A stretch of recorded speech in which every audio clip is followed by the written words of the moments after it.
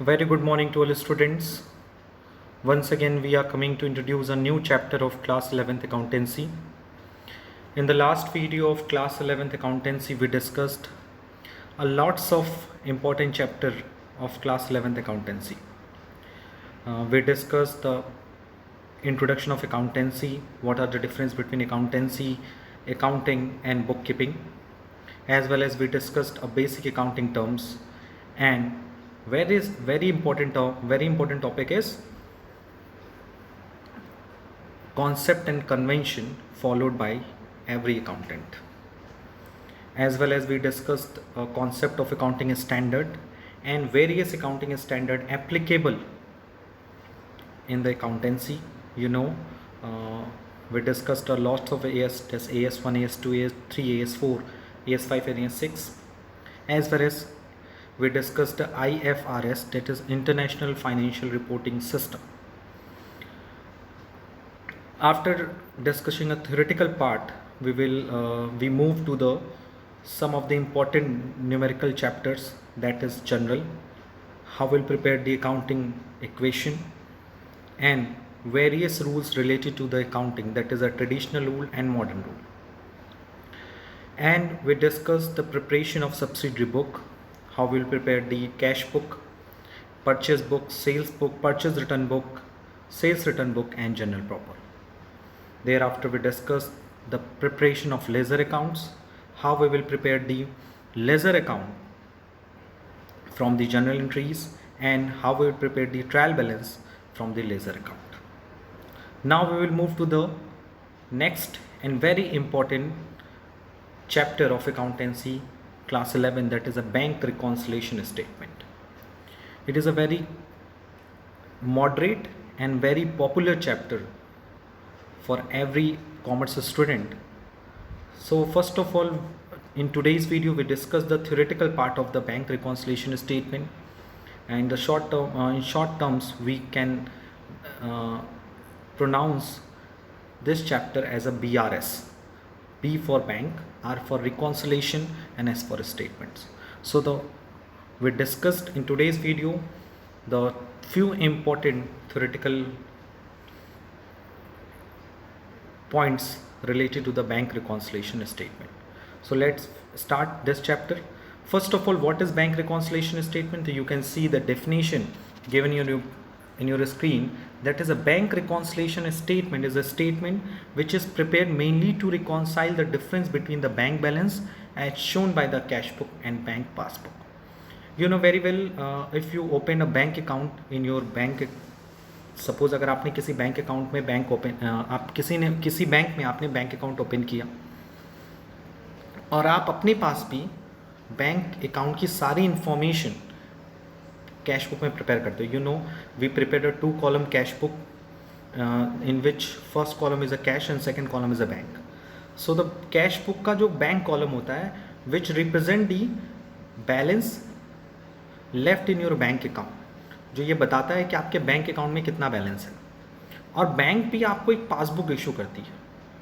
ठीक है. So suppose आपने बैंक में बैंक अकाउंट खोला और आपके बैंक ने आपको एक बैंक पासबुक दिया. सपोज जस्ट लाइक दिस, आपको एक पासबुक दिया. उस पासबुक में it gives all the detail information कि आपने कब कितना रुपए जमा किया, कब कितना रुपए विड्रॉ किया, कब बैंक ने आपको इंटरेस्ट दिया, कब बैंक ने आपके चार्जेस काटे. ये all the information given in your bank passbook. And also you prepared as a businessman cash book. आप एज अ बिजनेसमैन आप कैश बुक भी प्रिपेयर करते हो. कैश बुक में बैंक कॉलम भी प्रिपेयर करते हो, कैश कॉलम भी प्रिपेयर करते हो. So the bank column of the cash book is always equal in to the bank passbook, क्योंकि बैंक पासबुक में वही चीज़ें रिकॉर्ड हो रही हैं, बट उसको रिकॉर्ड कौन कर रहा है? बैंक कर रहा है. और कैश बुक में जो बैंक बैलेंस आ रहा है उसमें सारी चीज़ें आप कौन रिकॉर्ड कर रहा है? हम बिजनेसमैन, हमारा अकाउंटेंट रिकॉर्ड कर रहा है. तो दोनों में सिमिलर ट्रांजेक्शन रिकॉर्ड हो रहे हैं, तो दोनों का बैलेंस भी तो सेम आना चाहिए. यानी मेरे बैंक अकाउंट में अगर 1 लाख रुपीज़ हैं तो मेरे कैश बुक के बैंक बैलेंस में भी 1 लाख रुपीज़ आना चाहिए.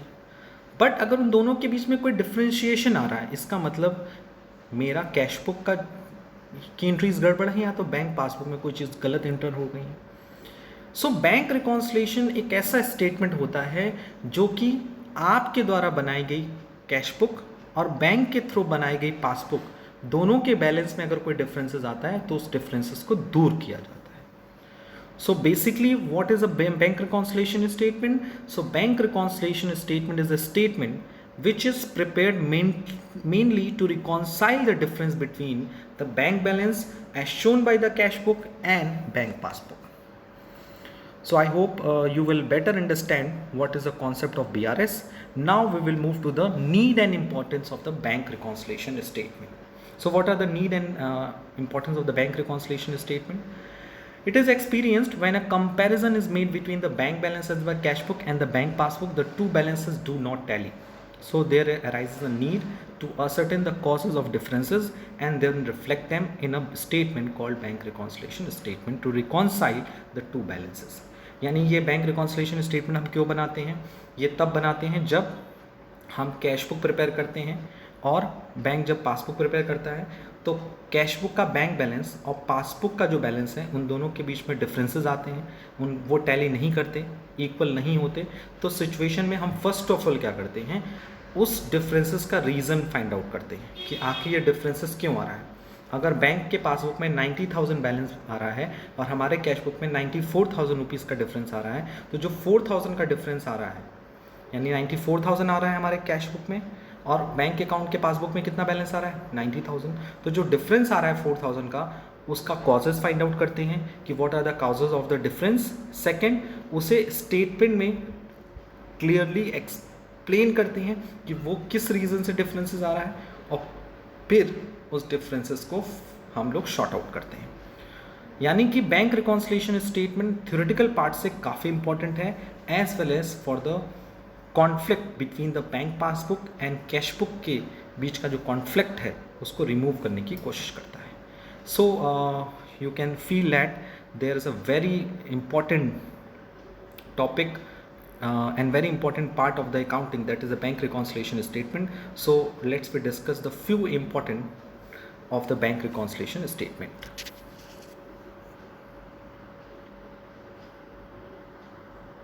The first importance of the bank reconciliation statement is that it helps in locating any error that may have been committed either in the cash book or in the passbook.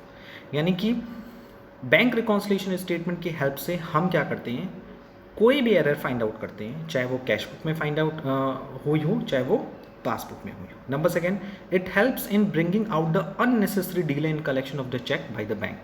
और ये हम ये भी find out करते हैं कि bank cheque के collection में या चेक के क्लियरेंस में ज़्यादा देर तो नहीं लगा रहा है, ये भी पता चलता है. Embarrassments are avoided by the regular periodic reconciliation. ये भी बहुत ज़रूरी है कि कभी कभी कुछ अमाउंट्स ऐसे होते हैं जो बैंक हमारे चार्ज करता है या हमको कोई इंटरेस्ट देता है. तो इस तरह की जो चेंजेस हैं वो भी अगर हम रेगुलेट पीरियोडिक रिकॉन्सिलेशन करते हैं, बार बार अगर हम 3 महीने पे, 2 महीने पे या मंथली, क्वार्टरली, हाफ ईयरली अगर हम रिकॉन्साइल करते रहते हैं, तो बाद में जब at the end of the year जब हम BRS बनाते हैं तो समय काफ़ी कॉजेज़ हो सकते हैं. तो अगर हम टाइमली अगर हम पीरियोडिक रिकॉन्सिलेशन करते हैं तो हमारे पर जो वर्क बर्डन है वो कम हो जाता है. Number 4, the customer is assured of the correctness of the bank balance shown by the passbook by preparing a bank reconciliation statement. यानी कस्टमर क्या करता है, बैंक रिकॉन्सिलिएशन स्टेटमेंट प्रिपेयर करता है जिससे वो अपने बैंक पासबुक को भी करेक्ट करा सकता है अगर if there is any errors. Number 5, it helps the management to keep a track of cheques which have been sent to the bank for collection. Management इसकी हेल्प से यानी BRS की हेल्प से बैंक फॉर कलेक्शन यानी जो checks banks में गए हैं फॉर कलेक्शन के लिए उनको भी ट्रैक कर सकता है कि कितने चेक्स कलेक्ट हो गए हैं, कितने चेक मेरे अकाउंट में आ चुके हैं, कितने चेक अभी मेरे अकाउंट में नहीं आए. 2 चीज़ें होती हैं, या तो मैं चेक से पेमेंट करता हूँ, उसकी पेमेंट कट जाती है, इट मीन्स जो चेक्स हैं वो पेड हो रहे हैं कि नहीं टाइम टू टाइम, और जो चेक्स मुझे मिल रहे हैं उसको जब मैं बैंक अकाउंट में देता हूँ तो बैंक वाला उसको टाइमली मेरे अकाउंट में क्रेडिट कर रहा है कि नहीं कर रहा है, ये काफ़ी इंपॉर्टेंट पार्ट होता है. सो these are the need and the importance of the bank reconciliation statement. Now we will discuss the bank passbook. What is a bank passbook? Bank passbook is a copy of the customer account in the book of a bank. You know, bank के पास एक book होती है. when you open a bank account, the bank provide a bank passbook or a bank statement जिसमें customer का account की सारी information होती है. This statement is usually supplied by the bank to the customer और the account holder so that entries can be compared with the entries in the cash book and the differences can be determined. यानी bank एक ऐसा statement देता है, एक ऐसा passbook, एक ऐसी बुक आपको देता है जिसमें बैंक और कस्टमर के बीच में जितने भी ट्रांजेक्शन्स होते हैं, चाहे वो चेक्स पेड की हो, चाहे चेक कलेक्टेड की हो, चाहे वो डिफरेंट चार्जेस की हो, उसमें सारी चीज़ें एज अ समरी प्रोवाइड की जाती है with date, with the transaction code number, with amount. All the detail is given in with a full information. So customer क्या कर सकता है, उन सारी इंफॉर्मेशन को अपने कैश बुक के थ्रू ईजिली कंपेयर कर सकता है और जो भी एरर्स हैं उनको फाइंड आउट करके उनको रिमूव कर सकता है.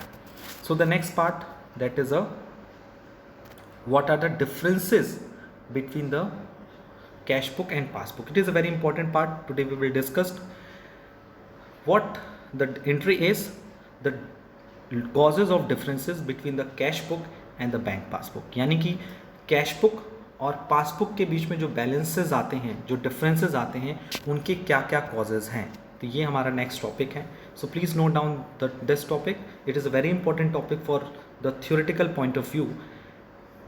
Causes of differences between the balance of cash book and the bank passbook. यानी कि हम अब वो टॉप पढ़ने जा रहे हैं कि क्या ऐसी रीज़न है जिसके कारण हमारा कैश बुक का बैंक बैलेंस और बैंक पासबुक का जो बैलेंस होता है उसमें डिफरेंशिएशन हम लोग पाते हैं. Reconciliation of the cash book and the bank passbook balances amounted to an explanation of the differences between them. The differences between the cash book and the bank passbook is caused by, यानी कि जो cash book और bank passbook में जो differences आते हैं उनके mainly 3 तरह के रीज़न होते हैं.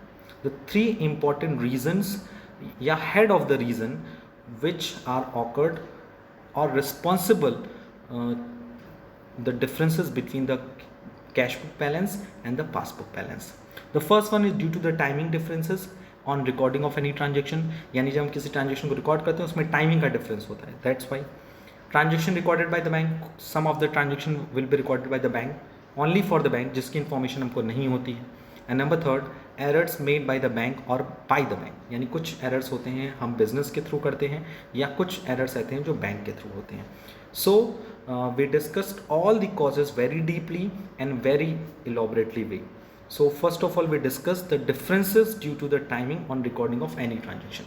यानी जब कैश बुक हम प्रिपेयर करते हैं, कैश बुक का बैंक कॉलम या बैंक अपना पासबुक प्रिपेयर करता है तो उसमें टाइमिंग का डिफरेंस होता है. So time is very important factor for the differences between the cash book balance and the passbook balance. So let's we discuss it. When a comparison is made between the balance of the cash book with the balance of the bank passbook, there is often a differences which is caused due to the time gap in recording of the transaction relating either to payments or receipts. यानी generally हम देखते हैं कि time एक ऐसा factor है जिसके कारण हमारे कैश बुक के बैलेंस में और पासबुक के बैलेंस में डिफरेंशिएशन पाया जाता है. सपोज मैं एक छोटा सा एग्जांपल आपको देता हूँ. सपोज आपको एक चेक मिला, you win any cheque from the Kaun Banega Crorepati of ₹50 lakh. आप KBC में गए, 50 लाख रुपीज़ का चेक. अब तो चेक नहीं मिलता, अब तो डायरेक्ट आपके बैंक अकाउंट में ट्रांसफर हो जाता है. सपोज आप बहुत पहले 50 लाख रुपीज़ का चेक आपने मिला और आप उस चेक को क्या किए, रखे थे अपने पास, और जब आप घर आए उस चेक को अपने बैंक अकाउंट में जमा किया. आपने बैंक में गए, जमा किया और आपने मान लिया कि आपके अकाउंट में 1 करोड़ रुपए या 50 लाख रुपीज़ आ गए. अब आपने अभी मान लिया, आपने अभी अपने बैंक अकाउंट में रिकॉर्ड कर लिया कि your bank account is created with ₹50 lakh. But bank उसको क्लियर करेगा, चेक करेगा कि वो जो चेक है जिसने इशू किया है वो सही, उसके अकाउंट में सफिशिएंट अमाउंट है नहीं है, चेक की सारी प्रॉपर्टीज़ सही हैं कि नहीं. जनरली जब हैवी अमाउंट होता है तो और ज़्यादा चीज़ें चेकिंग होती है, छोटे छोटे अमाउंट्स में ज़्यादा चेकिंग नहीं होती है. तो ऑल द थिंग्स, सिग्नेचर जो उस पर किया गया है वो एक्यूरेट है कि नहीं है, तो बैंक उसमें टाइम लेता है. अगर आप उस ड्यूरेशन थ्रू अपना कैश बुक का बैलेंस और पासबुक का बैलेंस अगर मैच करने लगोगे तो वो सेम नहीं आएगा. So that's why the time factor is very important for the differences between the cash book balance and passbook balance. Let's we take a few example. The factor affecting the time gap includes, the number one is a check issued by the bank but not yet presented for payment. Suppose आपने check issue किया okay, but not at payment presented for payment, लेकिन वो cheque bank में present ही नहीं हुआ. When a check are issued for payment by the firm to the supplier or credit of the firm, they are immediately recorded in the cash book. However, it is recorded by the bank only when it is presented for the payment. Hence, there is a gap between the issue of the check and it presented to the bank, which may cause the difference. Yes. Suppose आपके customer आपके पास आपका supplier आया, कहा कि भैया आप पैसा दे दो हमको. बहुत ईजी वे में समझना. Please don't take any kind of tension or doubts in your mind. It is very behavioral concept and very easy concept for you. So first of all, I repeated it. Check issued by the bank but not at presented for payment. मतलब suppose आपके पास एक cheque book होती है, you know very well, जो bank आपको देता है. आपके पास आपका सप्लायर आया कि sir please give me a payment, तो आपने चेक काट के उसको दे दिया. टुडे द 3rd जुलाई, आज 3 जुलाई है सपोज, और आपने 3 जुलाई को चेक काट लिया. ओके, अब आपने अभी से मान लिया कि आपके अकाउंट में 3rd जुलाई को ही आपने मान लिया कि आपका पेमेंट कट चुका है, माइनस हो गया. बट जो सप्लायर था उसको, अब सपोज वो सप्लायर कहीं बाहर का था, सपोज राजस्थान का था, गुजरात का था, उसको घर जाने में 4-5 दिन लग गए ड्यू टू एनी रीज़न. तो वो 7 तारीख तक अपने घर पहुंचा, 7 जुलाई को, और 7 जुलाई को उसने अपने बैंक अकाउंट में वो पैसा लगाया. यानी from the 3rd July to the 7 July के बीच में अगर आप अपना BRS निकालोगे, it means you take a balance of the cash book and take the balance of the passbook, तो उसमें डिफ्रेंशिएशन दिखेगा. क्यों? क्योंकि आपने तो ये माना कि आपने पेमेंट कर दिया है, आपने अपने बैंक पासबुक में लिख दिया कि मैंने चेक इशू कर दिया, आपने अमाउंट कम कर दिया. You can know that. आपको पता है कि जब भी हम चेक इशू करते हैं हम अपने बैंक अकाउंट को क्रेडिट कर देते हैं, बैंक में से उसकी वैल्यू घटा देते हैं. बट बैंक तब तक नहीं काटेगा आपके अकाउंट में से पैसा जब तक कि सामने वाला बंदा जिसको चेक मिला है वो आगे चेक प्रेजेंट नहीं कर देता. बैंक को सपना थोड़ी ना आ रहा है कि आपने किसी को चेक काट के दिया. Suppose in case of the KBC वालों ने आपको एक चेक दिया 50 लाख रुपीज़ का, बट आपने उस चेक की वैलिडिटी होती थी 3 मंथ्स की. You know the validity of the cheque is 3 months. पहले 6 मंथ की होती थी. अब नाउ बैंक ने इसको घटाकर, RBI ने इसको घटा के 3 मंथ कर दिया. यानी चेक 3 महीने के अंदर इनकैश कराया जा सकता है. 3 महीने के बाद उस चेक की वैलिडिटी खत्म हो जाती है, उसकी कोई भी क्लेम एक्सेप्ट नहीं होती. सपोज 3 जुलाई को आपने KBC जीत लिया 50 लाख रुपीज़ का, और आपने घर गए और सबको दिखा रहे हो चेक कैसा है, अमिताभ बच्चन की साइन कैसी है. आप उसको इनकैश नहीं करा रहे हो, यानी आप अपने अकाउंट में नहीं डाल रहे. क्यों? क्योंकि आप उसको थोड़े मेमोरेबल बनाना चाहते हो, आप अपने रिलेटिव को दिखाना चाहते हो, अपने नेबर को दिखाना चाहते हो, अपने फ्रेंड्स को दिखाना चाहते हो. सो it is very important part of for the bank कि आपने को चेक मिला और आपने उस चेक को बैंक में नहीं दिखाया. क्यों नहीं दिखाया? क्योंकि आप उसकी कुछ इन्जॉय कर, कोई भी रीज़न हो सकता है, आप अपने हिसाब से या ड्यू टू एनी रीज़न. तो गैप आया कि नहीं आया? यस सर आया. कैसे आया? कि we issue a cheque but recipient fail to present the cheque ही नहीं प्रेजेंट हुआ, साहब के अकाउंट से पैसा ही नहीं कटा, बट कैश बुक में आपने दिखा दिया कि आपने के अकाउंट से पैसा कट गया. बैंक पासबुक में तो पैसा कटेगा ही नहीं. क्यों? क्योंकि जब तक वो चेक प्रेजेंट नहीं होगा. So I hope you will understand, you better understand this example. The second example and factor affecting the time gap, इसके कारण भी बैंक बैलेंस और पासबुक के बैलेंसेस में डिफरेंसेस आते हैं. चेक पेड और deposited into the bank but not at credit. यानी चेक पे किया, डिपॉजिट किया बैंक में, बट अभी कलेक्ट नहीं हुआ. First of all we read the explanation. The firm record on the debit side of the cash book the cheques which is receive from the customer which increase that balance as by the cash book. यानी जब किसी भी account holders को check मिलता है तो क्या करता है अकाउंट होल्डर, वो अपने कैश बुक में पैसा डेबिट कर देता है बैंक कॉलम में, जिससे उसका बैंक बैलेंस जो हो जाता है वो इंक्रीज हो जाता है. However, the bank credit the customer's account when they have received the payment from the other bank. That is a check.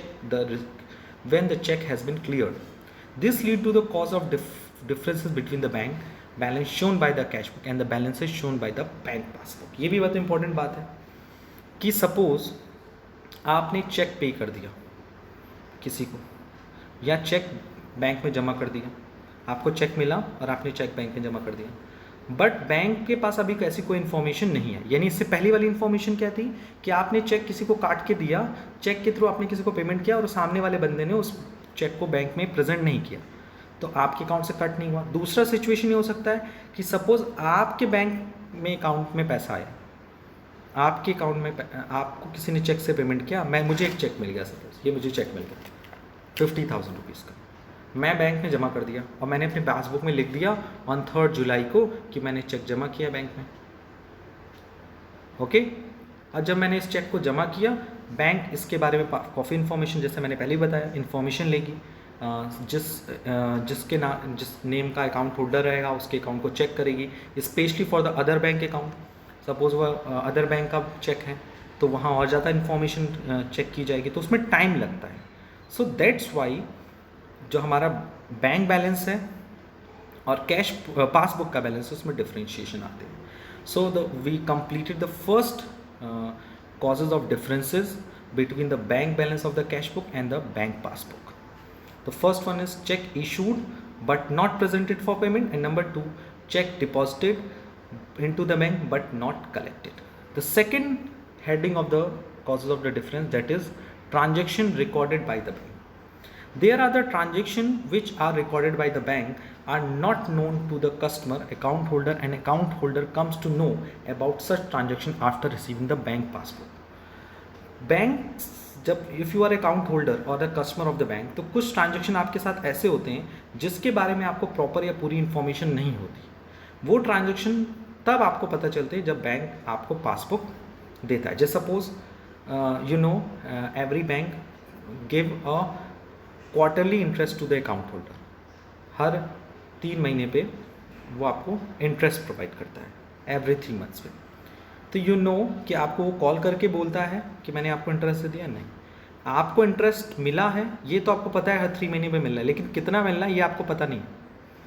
So in this situation the bank balance and the passbook balance become different, shows a different balance. So it is also an important difference, causes of the difference between the cash book balance and the passbook balance. So I hope you better understand कि कुछ transaction ऐसे होते हैं जो bank record करता है और उन ट्रांजेक्शन्स को हम तब तक ट्रैक नहीं कर पाते जब तक कि हम पासबुक की प्रिंट ना करा लें या पासबुक को हम बैंक से इशू ना करा लें। सो उसके भी कुछ एग्जांपल्स हैं, now we will discuss it. These transactions leads to the difference between the bank as per the cash book and the bank passbook. The first one is the direct debits made by the bank on behalf of the customer. The bank deducts various certain amounts, also known as the bank charges, for specific services it renders to its bank charges for various services. For examples, such deduction include check collection charges, incidental charges. Also, the bank provide overdraft facility for which it charges interest about with the account holder comes to know only after receiving the bank account. As a result, the bank as per the passbook will be less than the bank as per the cash book. Heading is very easy, direct debited by the bank on the behalf of the customer. You know very well, customer के behalf पे bank कुछ amount उनके account से debit means deduct कर देता है। For example cheque collection charges, suppose bank ने आपको चेक प्रोवाइड किया और आप उस चेक को यूज़ कर रहे हो। चेक की लिमिटेशन होती है, चाहे वो चेक के पेमेंट की लिमिटेशन हो, चाहे वो कलेक्शन की लिमिटेशन हो, तो आपने उस लिमिटेशन को जब क्रॉस कर देते हो तो बैंक आपसे चेक कलेक्शन चार्जेस कलेक्ट करता है। तो ये इसके बारे में आपको इन्फॉर्मेशन जनरली नहीं होती है, तो वो चार्ज करते हैं। Incidental charges like debit card charges, credit card charges, for annual any other charges charge करता है। सपोज अगर आपने डेबिट कार्ड का एक लिमिट से ज़्यादा यूज़ कर लिया हो तो आपसे वो चार्ज काटता है। तो such kind of things make a difference between the bank balance and the passbook balance of the customer. और उसी केसेस में अगर आप देखो overdraft facility, you know it is a very popular account that is a current account. You know better understand, current account एक specific account होता है इन which account holder को ये फैसिलिटी दी जाती है कि जितना उनके अकाउंट में बैलेंस नहीं है वो उससे ज़्यादा पैसा बैंक से विड्रॉ कर सकते हैं। तो जब आप जितना पैसा ज़्यादा विड्रॉ करते हो, suppose you have only 1 lakh rupees, but emergency के लिए आपने 1,50,000 रुपये बैंक से विड्रॉ कर लिया, सो इस सिचुएशन में क्या होगा, 50,000 रुपीज़ पे बैंक आपसे इंटरेस्ट चार्ज करेगा, and this is known as the overdraft facility. So in case of the overdraft, company charge a nominal interest from the current account holder, और इस इंटरेस्ट के बारे में भी जनरली कस्टमर्स को पता नहीं होता. ये तो पता है कि इंटरेस्ट चार्ज होगा, but it is not clear कि कितना interest charge. So you can see that कि बैंक आपके अकाउंट से डेबिट कार्ड चार्जेस कट कर रहा है, आपके अकाउंट से उसने इंसिडेंटल चार्जेस कट कर लिए, चेक कलेक्शन चार्जेस कट लिए, इंटरेस्ट ऑन ओवरड्राफ्ट फैसिलिटी पे अमाउंट कट कर लिए. तो इन दिस सिचुएशन आपका बैंक का जो बैलेंस है वो डिक्लाइन हो गया. So when you prepare a bank passbook and when you get the bank passbook and prepare a cash book, so you find the differences between the cash book and the bank passbook. The second and very popular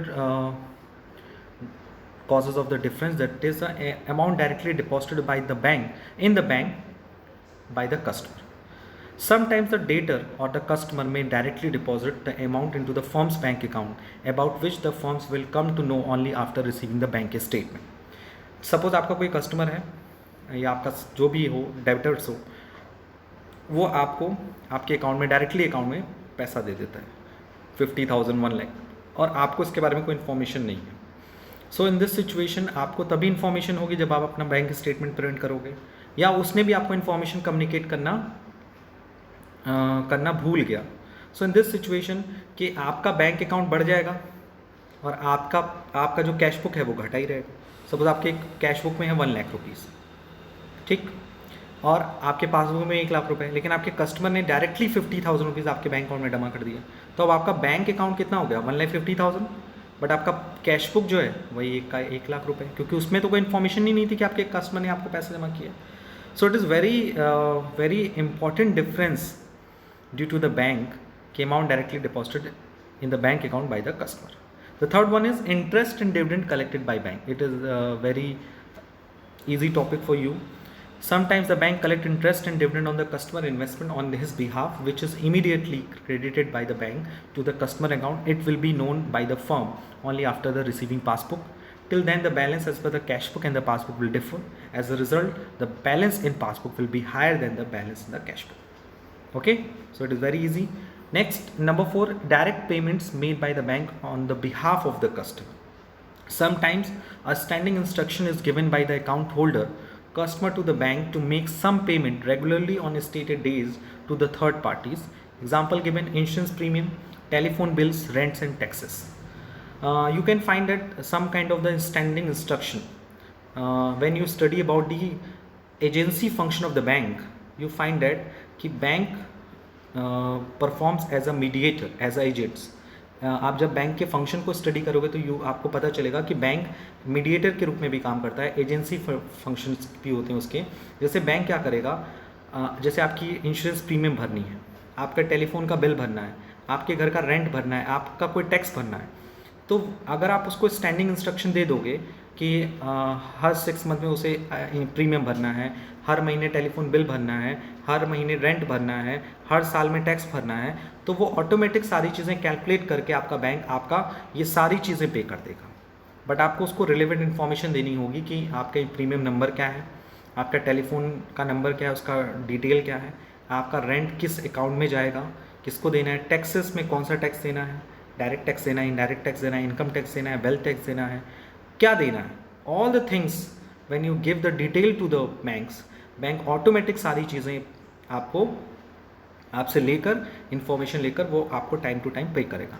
यानी आपने बस एक बार उसको information दी, एक बार standing instruction दिया, और bank आपके account से वो सारी इंस्ट्रक्शन को फॉलो करते हुए आपकी सब चीज़ें, आपको कुछ मेहनत नहीं करने की ज़रूरत पड़ेगी.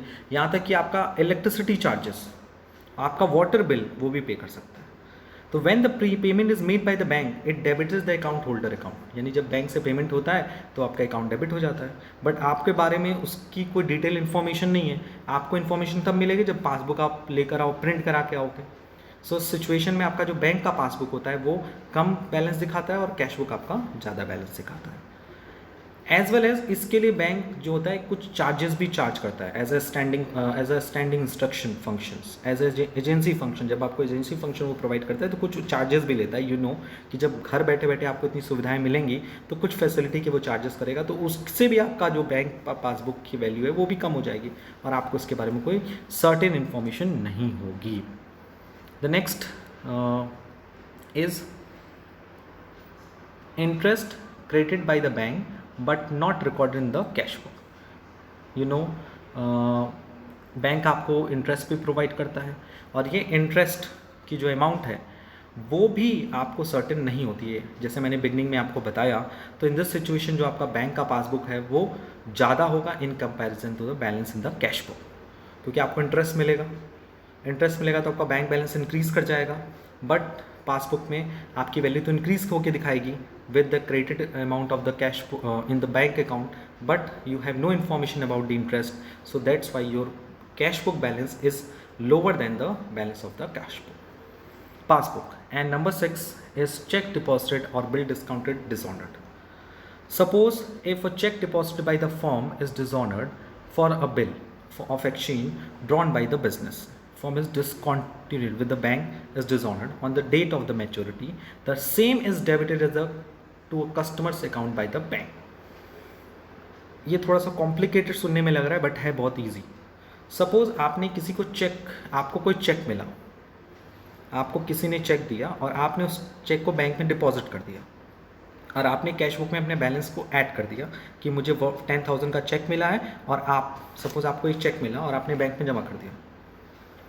आपने सोच लिया कि मेरा चेक सही है, all the things is very good, so आपने अपने अकाउंट में पैसा बढ़ा दिया, बट बैंक ने जब उसको वेरीफाई किया तो पता किया कि वो चेक सही नहीं है, उसकी इन्फॉर्मेशन सही नहीं है, तो वो आपके बैंक अकाउंट में वो अमाउंट देगा ही नहीं।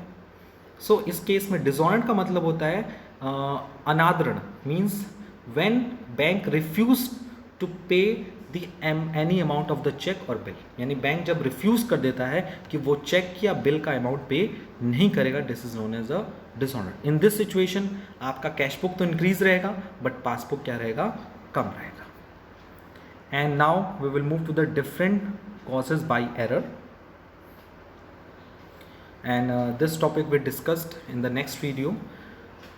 So I hope today we'll discuss what is the concept of the BRS, what are the need and importance of the BRS, and we discussed the important part of this chapter, that is the causes of differences between